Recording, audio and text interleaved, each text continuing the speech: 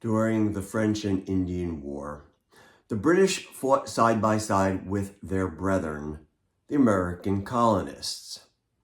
But the British did not look upon the Americans as their equal. No, they felt better, superior than the Americans.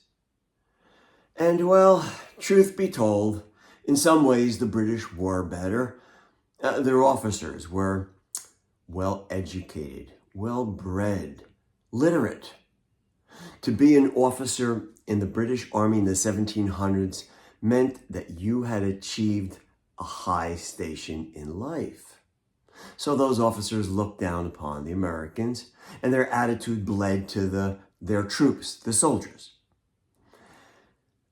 And well, truth be told, the British soldiers, in some ways, they were better than the Americans. They were better equipped, better trained, better fed.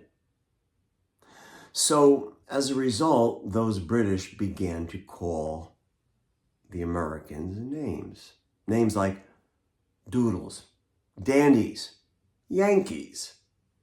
At the time, all pejorative terms. Now, when the American Revolution began, things got worse. When King George heard about those men who had signed that piece of paper, that document, that declaration that stated that the colonies here would no longer be colonies, but, well, states of this new country. King George, he was mad, furious. He was incensed. And you probably know this. I know many of you, if not most of you, went to hear King George speak publicly. You remember, I'll be back like before. I will fight the fight and win the war. For your love, for your praise, I will love you till my dying days. When you're gone, I'll go mad. So don't throw away this thing we had.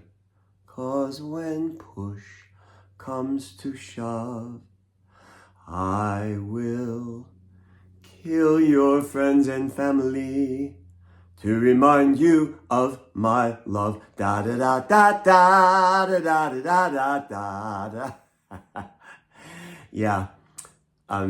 There are no primary documents, no first-hand accounts that King George actually said those words or acted the way he did in that Broadway musical Hamilton. But those were his sentiments. And the way he acted on stage, like he was a little bit crazy, well, he wasn't a little crazy. King George had major bouts of insanity and madness. So his portrayal in that musical Hamilton was pretty spot on. So now when King George found out about the Declaration of Independence, the first thing he did was send ship after ship after ship loaded with soldiers, British, Hessian, wagons, cannons, horses, ammunition, muskets, supplies, all to America to quash this ridiculous rebellion. So now the mockery of the Americans became worse. The British just doubled down, continue to call them Doodles, Dandies, Yankees. Now, a doodle. A doodle would be a simpleton, a dope, a dummy, a dunce. A dandy? Someone who thinks they're better than they really are. And a Yankee. Well, a Yankee is a Dutch term, and it means little Johnny. So if you were calling someone a Yankee, it would be like saying, "You're not a man, you're just a little boy."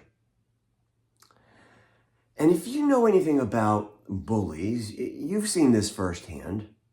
Bullies like to call others names to make themselves feel better, superior.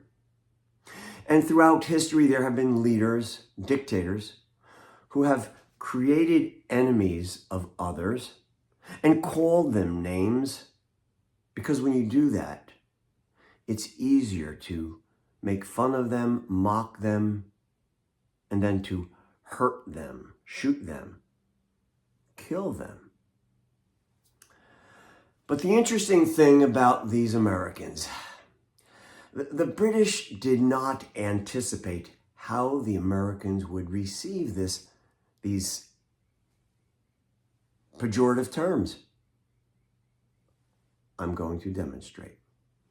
When they were called doodles, dandies, Yankees, this is what they did. Ha, ha, ha, ha, ha, ha. They even adopted the song that the British sang as they marched into battle against the Americans. Yankee Doodle went to town riding on a pony, stuck a feather in his hat, called it macaroni.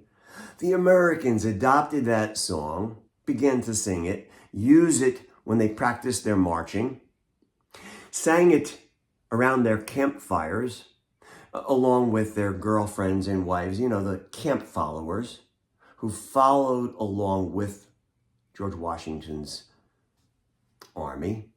They would come into the camp to help make medicines, roll bandages, help with the cooking. And so they would all sit around singing this song, Yankee Doodle Dandy. It became the unofficial anthem of America during the Revolutionary War. Now in 1781, in a place called Yorktown, Virginia, the British were completely surrounded by the Americans and the French. The French ships had blockaded the harbor, and with the assistance of the French, the English had nowhere to go. They had to surrender. What a humiliating, embarrassing situation this was for the British, to have to surrender to these doodles, these dandies, these Yankees. The greatest army of the world bested by these country bumpkins. So now the officers of both sides sat down to work out the terms of the surrender. And the British agreed that they would march between the Americans and lay down their arms. So there they were, lined up with their marching band in front, the Americans on either side, waiting and watching. And then the British drummers began to drum, and the fifers began to play.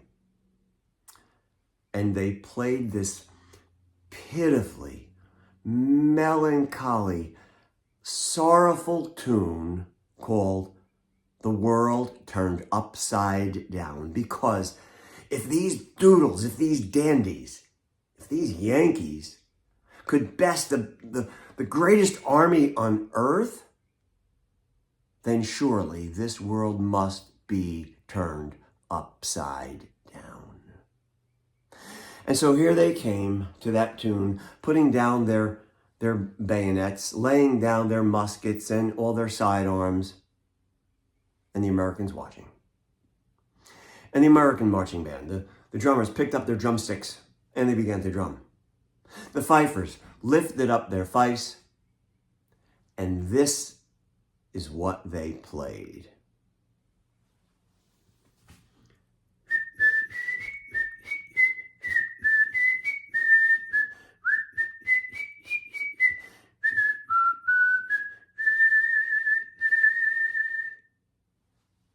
Yankee Doodle Dandy.